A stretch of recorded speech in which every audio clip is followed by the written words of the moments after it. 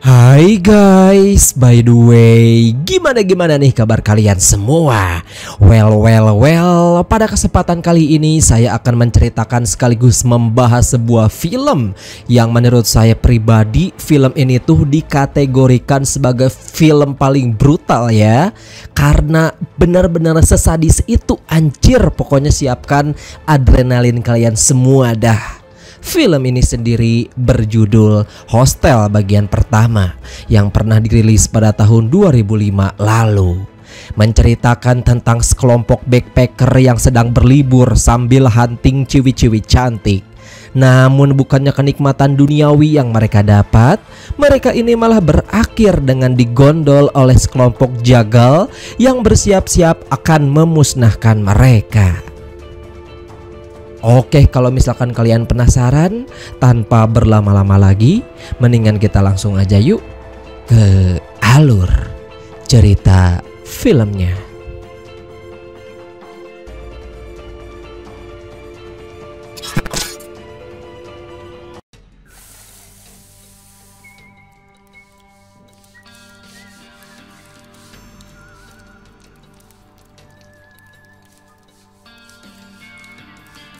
Film akan berfokus dengan diperlihatkan kepada para remaja-remaja rebel alias badung dari Amerika Serikat yang diantara lain bernama Ellie, Paxton, dan juga Josh. Pada kala itu mereka sedang berlibur alias backpackeran ke negara Slovakia.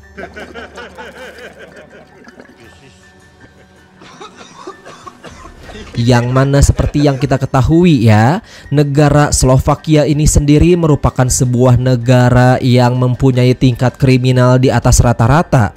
Bahkan bukan hanya orang dewasa, ternyata bocil-bocil pun termasuk para pelaku kriminal tersebut. Di situ mereka menghabiskan waktunya dengan mabuk, dugem di sebuah klub malam sambil mencari ciwi-ciwi cantik untuk mereka BO.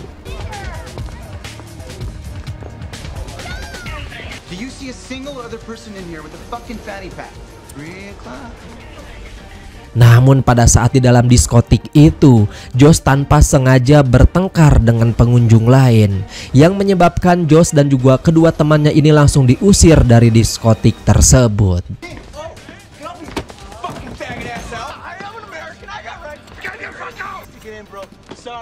Pada saat OTW menuju ke penginapan, ternyata penginapan yang mereka sewa malah dikunci dikarenakan sudah muak dengan perilaku-perilaku aneh dari penduduk sekitar sana. Kemudian Ellie yang marah langsung membuat onar sambil nyanyi-nyanyi enggak jelas. Hal ini tentunya membuat para warga langsung ngamuk. Untungnya ada seorang pria yang kemudian menyelamatkan mereka. Pria tersebut bernama Alexi atau biasa dikenal dengan nama Alex. Mengetahui bahwa ketiga remaja ini sedang bersenang-senang sambil mencari gadis muda, Alex kemudian memberikan informasi bahwa ada sebuah hotel di daerah pedalaman kota Bratislava, di mana hotel tersebut atau daerah tersebut berisikan para PSK-PSK yang cantik, bohai, kurus, mulus kayak bihun yang bisa mereka dapatkan secara gratis. Bahkan untuk membuat mereka semakin percaya, di situ juga Alex sampai memamerkan foto-foto pada saat dirinya berkunjung ke sana secara langsung.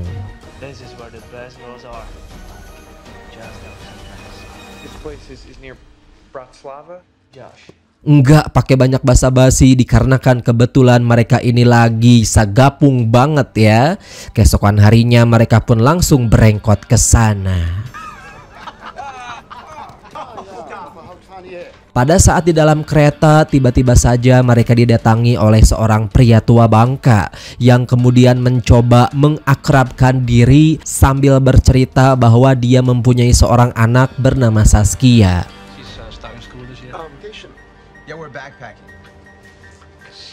Pada awalnya mereka bertiga di sana welcome aja gitu loh. Namun dengan anehnya si pria tua bangka ini malah menggrepe bagian paha si Josh. Hal tersebut membuat Josh marah dan langsung mengeluarkan kata-kata kasar kepada pria itu. Whoa, don't touch. Fucking touch. Jesus. That's awesome. That's fucking hilarious. Singkat cerita, sesampainya mereka di kota tersebut, terlihat suasana kota yang benar-benar sepi dan juga mereka semua sama sekali tidak bertemu dengan turis yang lain.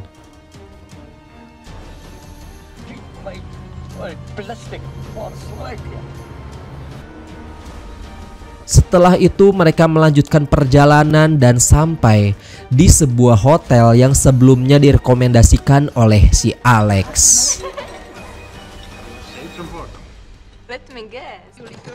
Setelah check-in, mereka lalu diberikan kunci kamar. Namun begitu sampai di kamar, mereka lalu bertemu dengan dua orang bondon bernama Natalia dan juga Svetlana.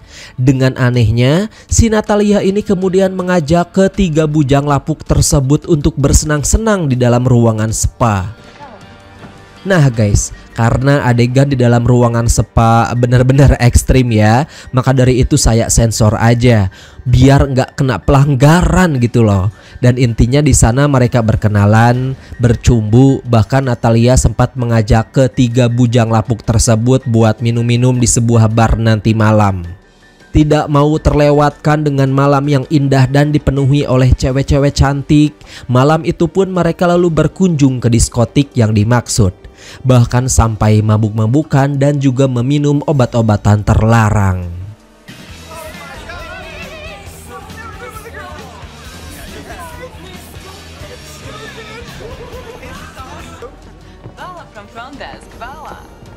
Di sisi lain, dikarenakan Josh sudah tidak kuat dengan bau asap rokok, dia lalu memutuskan untuk keluar sejenak. Namun pada saat di luaran sana, dia malah diserang oleh segerombolan bocil barbar yang hendak memalak Josh. Untungnya ada si tua bangka yang sebelumnya ditemui oleh Josh di kereta, dan dengan anehnya pria tersebut langsung menolong Josh. Karena sudah tidak enak dan si tua bangka ini sudah menyelamatkan nyawanya juga, Josh lalu mengajak si tua bangka untuk minum dan juga mengobrol.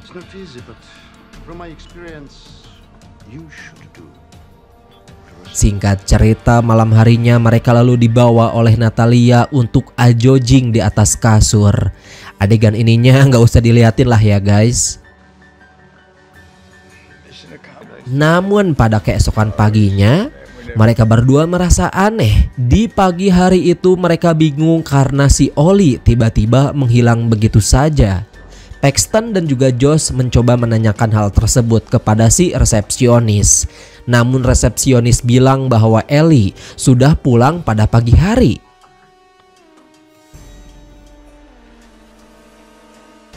Di luaran hotel, mereka lalu bertemu dengan seorang gadis Chinese yang menanyakan tentang keberadaan temannya. Gadis Chinese tersebut berkata bahwa temannya ini terakhir terlihat bersama dengan Oli.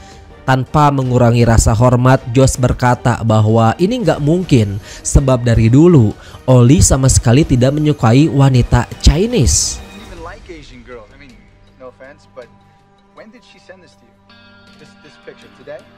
Di tengah-tengah pencarian itu, Josh dan juga Dexton tanpa sengaja melihat si Oli, dan tanpa banyak basa-basi mereka pun langsung mengikutinya.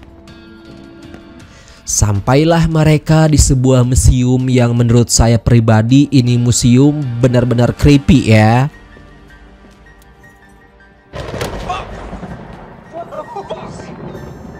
Namun setelah bertemu, ternyata itu bukanlah si Oli. Pria tersebut mengatakan bahwa jaketnya ini milik dirinya.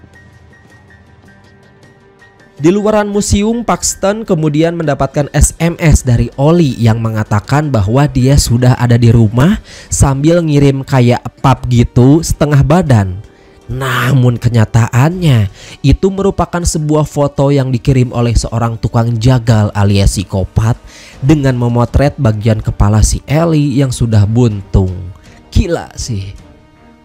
Bahkan si tukang jagal ini juga berhasil menyekap si perempuan Chinese yang sebelumnya dilaporkan menghilang oleh salah satu temannya.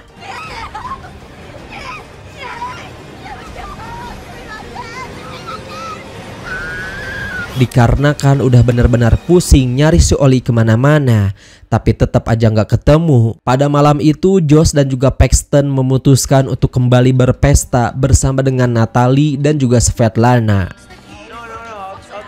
Namun tanpa mereka sadari bahwa minuman mereka ini sudah dicampurkan oleh obat bius.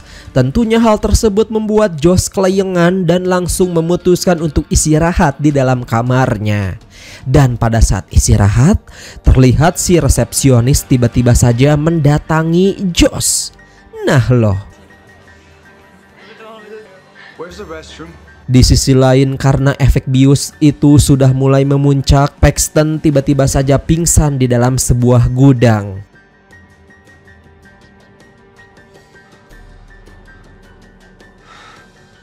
Pada saat tersadar kembali, Josh mendapati keadaan dirinya yang ternyata sudah duduk di ruangan eksekusi.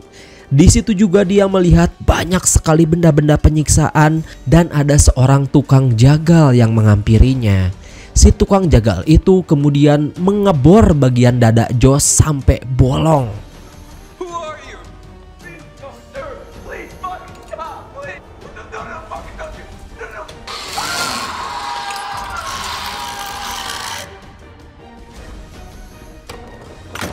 Dan ternyata si tukang jagal itu adalah si tua bangka yang sebelumnya Josh temui di dalam kereta. Si tua bangka berkata bahwa alasan dia menjadi seorang algojo adalah karena sejak kecil dia mempunyai cita-cita untuk menjadi seorang tukang bedah.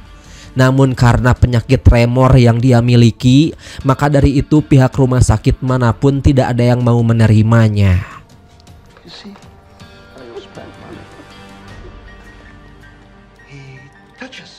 Dan yang lebih parahnya lagi, di situ si tua bangka langsung memotong bagian urat kaki Josh sampai dia nggak bisa jalan.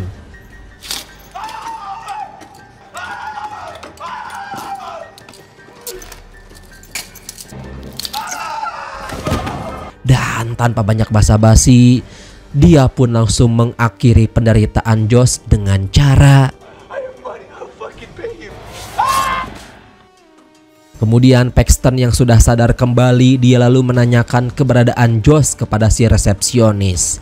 Namun lagi-lagi si resepsionis mengatakan bahwa Josh sudah pergi lebih dulu. Ini dirasa aneh sebab menurut Paxton, Josh tidak akan pernah meninggalkan teman-temannya. Dan kalau misalkan pun dia pergi, Josh pasti tidak lupa akan menitipkan pesan. Pada saat Paxton mengecek ke dalam kamar, dia lalu dibuat bingung sebab ada dua orang wanita yang menawarkan dia untuk berkunjung ke spa.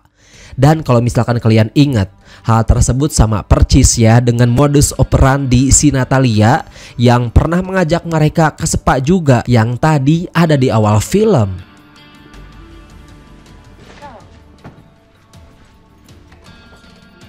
Paxton lalu melaporkan mengenai hilangnya kedua temannya ini kepada pihak kepolisian setempat. Namun si polisi malah hanya menenangkan Paxton dengan berkata bahwa mungkin saja kedua temannya ini sedang pergi bersama dengan cewek lain.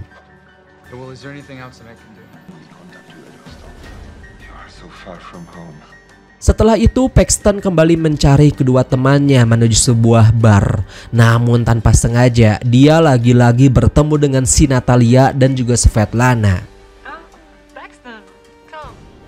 Paxton bertanya kepada kedua perempuan ini apakah mereka melihat kedua temannya. Natalia lalu menjawab bahwa dia sempat melihat Josh berkunjung ke sebuah museum. Bahkan di sini juga Natalia bersedia akan mengantarkan Paxton untuk datang ke museum tersebut.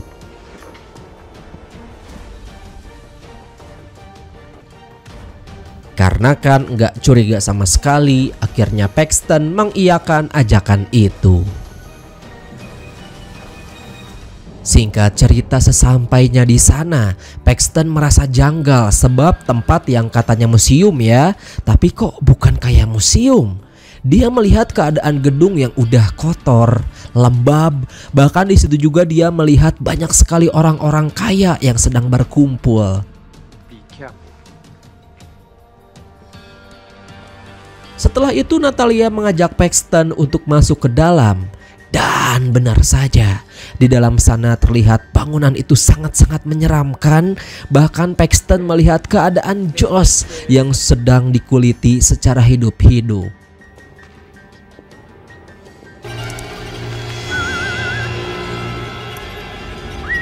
Fucking bitch! Tidak lama kemudian tiba-tiba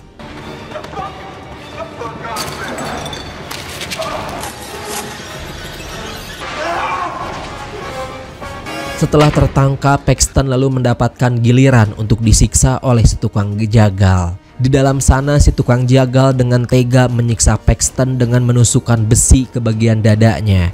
Bahkan di situ juga si tukang jagal sampai memotong bagian jari Paxton.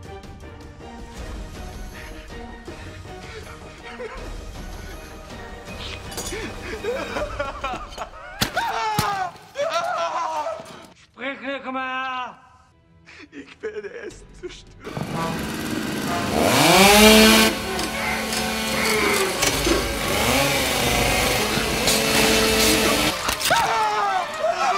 Untungnya pada saat si tukang jagal akan segera menghabisi nyawa Paxton, dia malah kepeleset guys. Dengan cepat Paxton langsung melakukan perlawanan dengan menembak si jagal tersebut. Bahkan di situ juga dia menembak salah seorang penjaga lainnya. Dengan menyamar menggunakan kostum si tukang jagal, dia lalu mencoba melarikan diri. Namun pada saat dia mau keluar, aksinya itu hampir ketahuan. Paxton kemudian memutuskan untuk bersembunyi di bawah tumpukan mayat.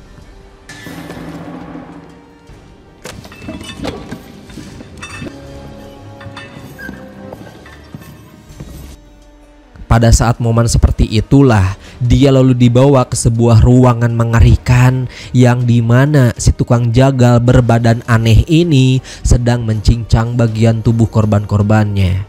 Dan di situ juga dia melihat Ellie yang ternyata sudah tewas. Dikarenakan muak dengan tingkah laku orang-orang di sana, dia lalu menyerang balik si tukang jagal sampai tewas.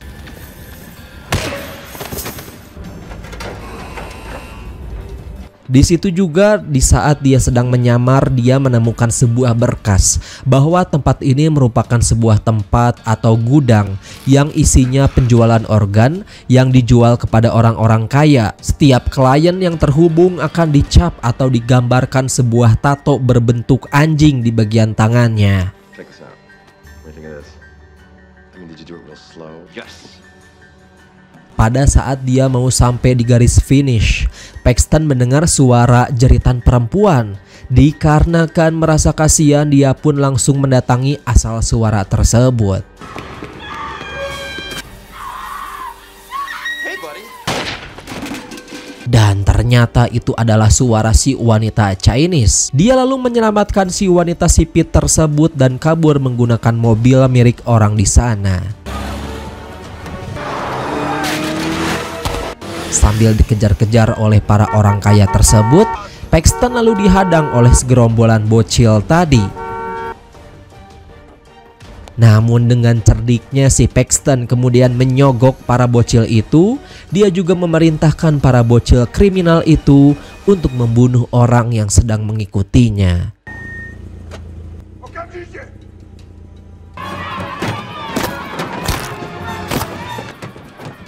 Dan benar aja nih guys, dengan brutal, para bocil ini dengan santuy melakukan pembunuhan kepada dua orang dewasa.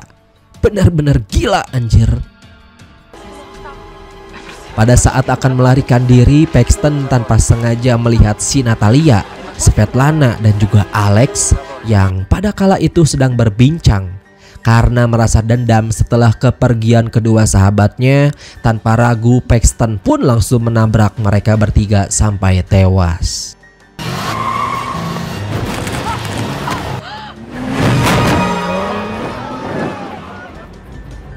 Singkat cerita, mereka berdua sampai di stasiun kereta. Namun si wanita Chinese yang merasa insecure setelah melihat mata kirinya yang bolong karena mendapatkan siksaan tadi, dengan terpaksa dia pun langsung memutuskan untuk bundir saja.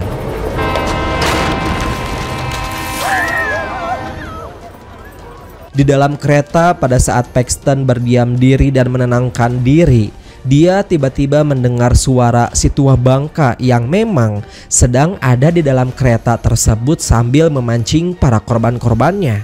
I prefer to use my hands. I believe people have long... Dikarenakan dendam akibat si tua bangka ini telah membunuh kedua temannya, pada saat turun dari kereta, dia lalu mengikuti si tua bangka yang kebetulan sedang menjemput anaknya yaitu si Saskia. Dan pada saat lengah, si Paxton langsung menculik anak si tua bangka. Dia berharap dengan dilakukannya hal tersebut bisa membuat si tua bangka merasa menyesal dan juga taubat. Tamat ending yang benar-benar memuaskan mata penonton.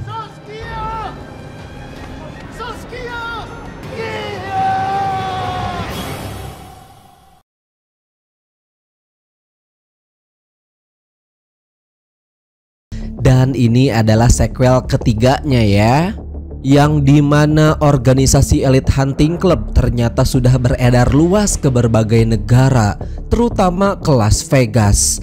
Di sana organisasi edan ini menculik beberapa orang untuk dipertontonkan di depan orang-orang kaya sambil disiksa, dikuliti, dan juga dibunuh. Gila sih. Dan kalau misalkan kalian penasaran, oke, tanpa berlama-lama lagi, mendingan kita langsung aja yuk ke alur cerita filmnya.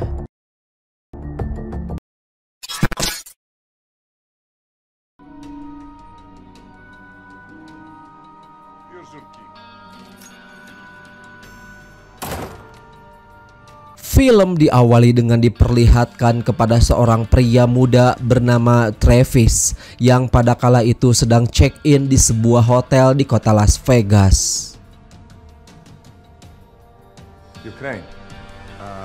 Saat masuk ke dalam hotel tanpa sengaja, Travis kemudian bertemu dengan dua orang pasangan kekasih bernama Victor dan juga Anka. Setelah mereka saling berkenalan, Travis lalu mengajak mereka untuk minum-minum sambil memberikan sebotol bir yang telah dia bawa. Namun setelah Victor dan juga Anka meminum minuman tersebut, mereka ini malah langsung tidak sadarkan diri. Anka, I need that club's card. Help me, man! Call the fucking doctor! Hey, come on, man! What the fuck? Help me! Yang dimana Travis ternyata sudah memasukkan obat bius dengan tujuan menculik Victor dan juga Anka. Karena diketahui Travis merupakan bagian dari organisasi Elite Hunting yang suka menculik orang-orang untuk disiksa dan juga dibunuh sambil dipertontonkan di depan orang-orang kaya.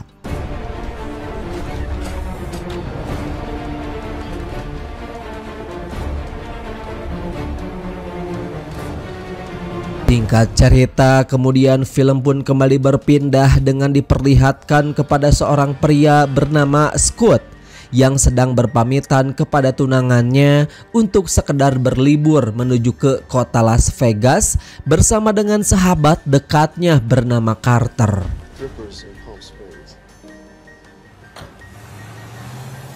Dan setelah sampai di kota Las Vegas, di situ mereka pun langsung disambut hangat oleh kedua sahabat lainnya bernama Mike dan juga Justin. Mereka mulai bersenang-senang, hitung-hitung merayakan pesta bujangan lah ya, sambil bermain judi di sebuah kasino. You know, you're married, you know that, right? Yeah, I'm married. I know that. Marriage is nothing but a three-ring circus. It is. He comes in with a... Namun pada saat sedang asik bersenang-senang, Scott dan juga kawan-kawannya ini malah berkenalan dengan dua orang wanita cantik bernama Kendra dan juga Nikki. Ini orangnya. Hey guys. We're just kind of getting started. We know place, but Lalu Kendra dan juga Nikki kemudian mengajak mereka untuk melanjutkan pesta di sebuah tempat yang tidak jauh dari kasino tersebut. Katanya sih di tempat itu banyak cewek-cewek cantik anjir. Dikarenakan penasaran dengan pesta yang dimaksud, akhirnya Scott dan kawan-kawan pun memilih untuk ikut bersama dengan kedua cewek itu. Hey, this guy. I have all. Go check their oil with my tongue. You know what I mean? You high rollers pay me $20. I call it even. Singkat cerita, setelah sampai di tujuan, di situ mereka pun masuk ke sebuah bangunan tua yang bisa terbilang menyeramkan ya.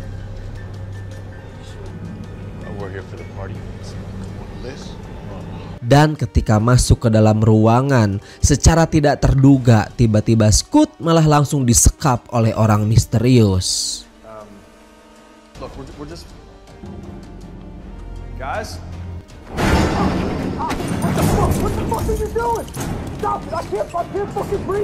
Namun penyekapan barusan ternyata adalah konsep atau syarat agar dia bisa masuk ke dalam pesta. Terutama Carter yang sengaja memberikan surprise kepada Scoot, sahabat dekatnya, karena sebentar lagi dia mau menikah. Di situ mereka kembali bersenang-senang sambil merayakan pesta di tempat itu. Set me up pretty good. What are they called? Hey, I'm Angela. Kendra yang dari awal tertarik kepada Scoot, dia lalu mengajaknya bermesraan dan minum-minum di sebuah ruangan. Tapi Scoot yang bisa dibilang setia ya kepada tunangannya, dia pun langsung menolak ajakan anu-anu dengan lebih memilih mengobrol berdua saja. Hebat anjir. Tidak lama kemudian datang Mike dan juga Nikki sambil mengusir Scoot karena mereka akan melakukan adegan anu-anu di ruangan itu. Yeah, we did. Hey, you can't keep a secret. Close your mouth. Sementara Scoot yang baru saja keluar, dia ini malah langsung merasakan pusing setelah meminum minuman bersama dengan Kendra. Dan dengan sempoyongan, Scoot pun pergi berjalan keluar gedung untuk menyegarkan diri. Sebelum akhirnya dia langsung pingsan di tempat.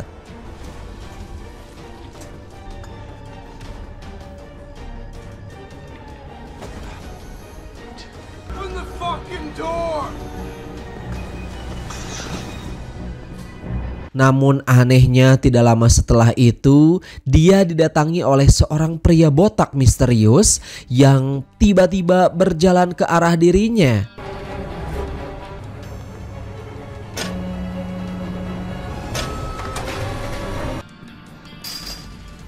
Di sisi lain, kita lalu kembali diperlihatkan kepada nasib si Victor dan juga Anka, yang ternyata mereka ini sedang disekap di sebuah tempat para psikopat.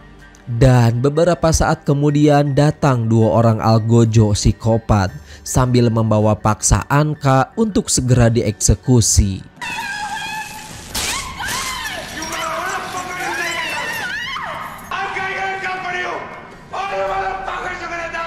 Pada pagi harinya tiba-tiba Scoot mulai kembali tersadar di dalam kamar hotel dengan sudah ada Carter dan juga Justin di sana. Dan kemungkinan si pria botak misterius adalah orang baik ya, yang telah mengantarkan Scoot ke kamar hotelnya. Not here. He went home with that member. It's not gonna be back on our flight. He's a big one.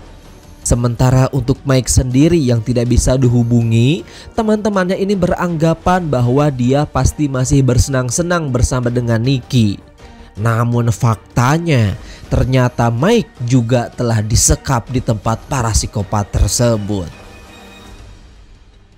Di situ lagi-lagi datang dua orang petugas berbadan besar dengan membawa Mike secara paksa menuju ke ruangan eksekusi. Sampai pada akhirnya Mike langsung dibunuh dengan dikuliti bagian wajahnya, bahkan dipertontonkan layaknya pertunjukan wayang golek anjir di depan orang-orang kaya. Get the fuck away from me! Scott! Justin, what the fuck? I like this fight. Yeah. You piece of shit! Is this a fucking joke? Mistake, this is a mistake. Guys, please! Guys.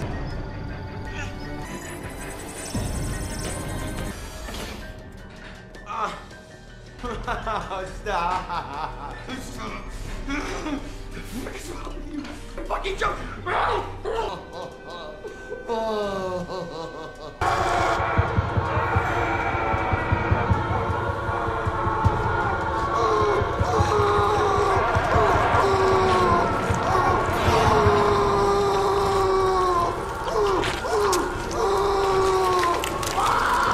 Di sisi lain, Scott dan kawan-kawannya yang masih khawatir kepada Mike karena dia seharian tidak bisa dihubungi. Akhirnya mereka mulai berinisiatif untuk mencari Mike menuju ke tempat kediaman Nicky. Namun begitu sampai di tempat kediaman Nicky, sambil memeriksanya masuk ke dalam rumah, tiba-tiba saja Kendra dan satu temannya pun datang dengan menodongkan sebuah senjata. Terus yang lebih mengejutkannya lagi adalah ternyata Nicky juga telah lama menghilang, bahkan tidak bisa dihubungi selama seharian oleh si Kendra. So you broke into her house. Why are you looking for Nikki? Look, he wouldn't call us back. We don't. All right, we just want to talk to her. Nikki didn't come home last. Dan kemungkinan pasti dia juga telah diculik bersama dengan Mike. Dan benar saja, Nicky di sini sudah disekap sambil dipertontonkan di depan orang-orang kaya juga. Kemudian datang seorang algojo aneh sehingga pada akhirnya Nicky langsung dibuat tewas dengan dimasukkan kecoa besar ke dalam mulutnya. Oh gosh.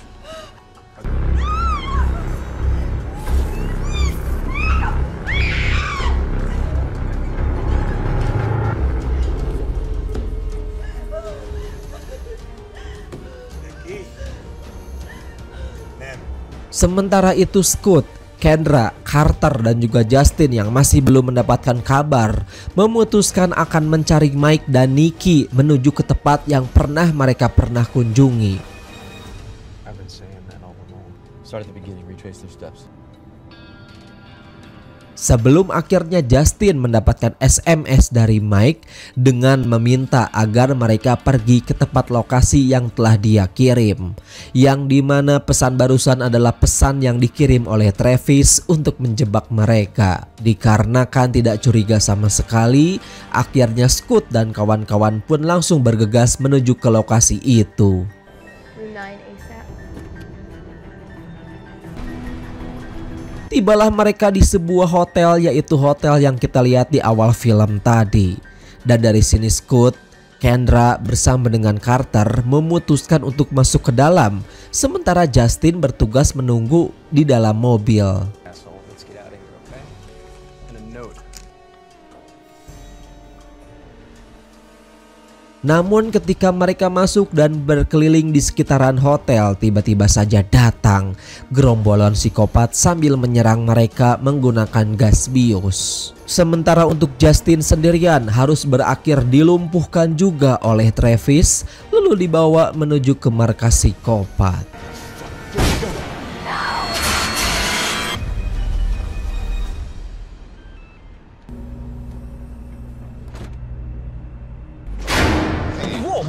No, he's actually at a bar right down the street. Oh, fuck!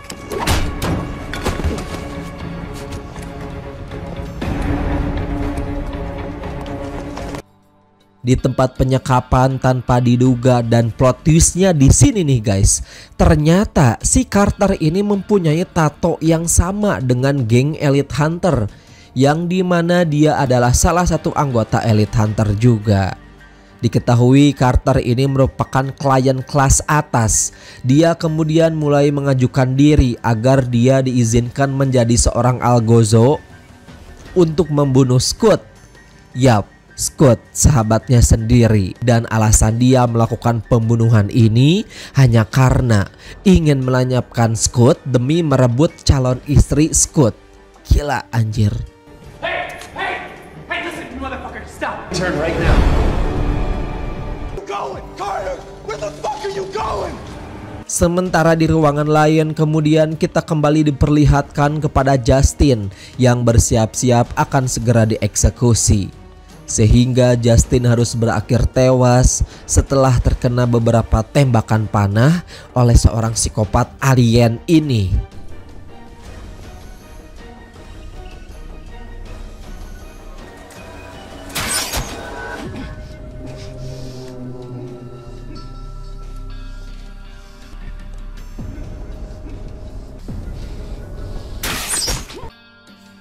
Di dalam sel penyekapan lagi-lagi datang 2 orang algojo dengan membawa Scott menuju ke tempat eksekusi. Di situ dia lalu dipertemukan dengan Carter yang bersiap-siap akan mengeksekusinya. I have this very special custom job at home that I was going to wear to the wedding. I didn't think they'd be able to find them, but they did. Do you recognize these? Di sini juga Carter bercerita bahwa dia sudah membayar para anggota Elite Hunter untuk menjebak teman-temannya sendiri, terutama kepada Scott karena dia ingin merebut Amy, yaitu tunangannya.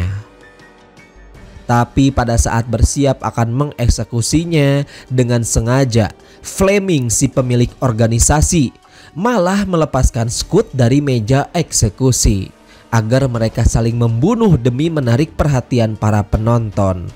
Sehingga di situ terjadilah perkelahian di antara mereka.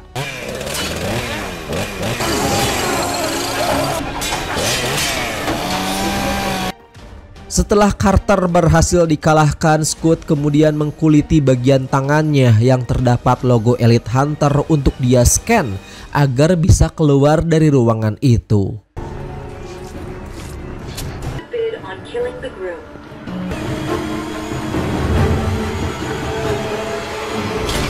Sementara Victor yang berhasil keluar dari sel tahanan setelah membunuh seorang penjaga, dia lalu bergegas menuju ke ruangan listrik untuk mematikan seluruh lampu gedung.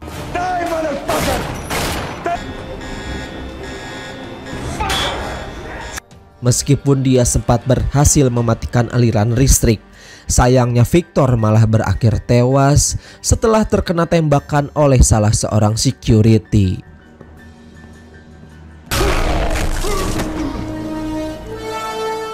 Dan kejadian barusan bersamaan dengan Scott yang menemukan sebuah ponsel untuk menghubungi polisi. Lalu dia bergegas kembali menuju ke ruangan penyekapan untuk membebaskan Kendra.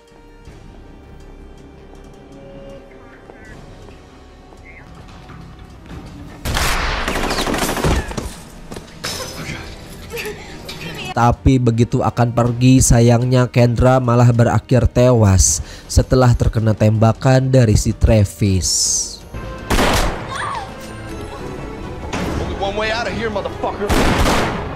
Di sisi lain, karena kondisi sudah mulai kacau, Fleming kemudian menyuruh orang-orang kaya itu untuk cepat pergi dari gedung.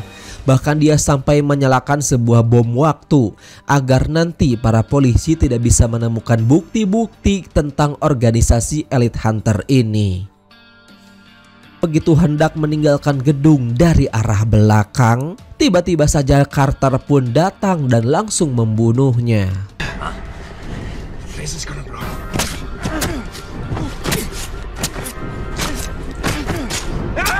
Sebelum bisa pergi dari tempat tersebut, lagi-lagi Scott malah kembali dihadang oleh Travis, sehingga di situ sempat terjadi aksi perkelahian di antara mereka. Meskipun di awal sempat terpojok, untungnya Scott dapat berhasil membunuh Travis.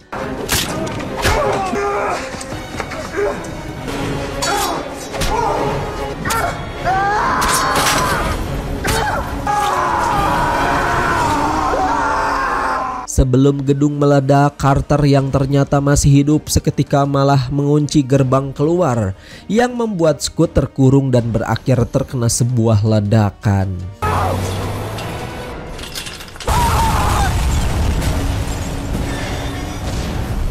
Singkat cerita, di beberapa hari kemudian Carter lalu datang ke tempat kediaman Amy untuk mengucapkan bela sungkawa ala-ala atas kematian Scott, sahabatnya.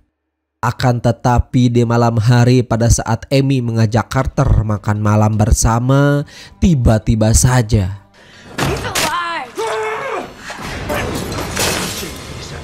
di situ dia langsung menyerangnya, lalu disusul dengan kedatangan Scott yang ternyata masih hidup meskipun dia mengalami luka bakar di bagian wajahnya.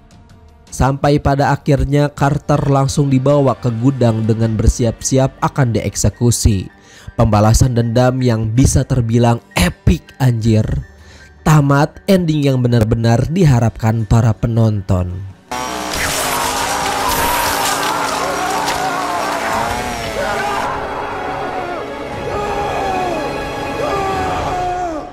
So itu deh guys, sebuah film yang saya ceritakan hari ini. Gimana nih menurut pendapat kalian semua? Dan FYI aja, ini sequel terakhir dari film Hostel ya, dengan ending yang benar-benar plot twist. Dan menurut saya pribadi oke banget sih ini film. Oke, kalau misalkan kalian suka boleh banget buat minta like-nya.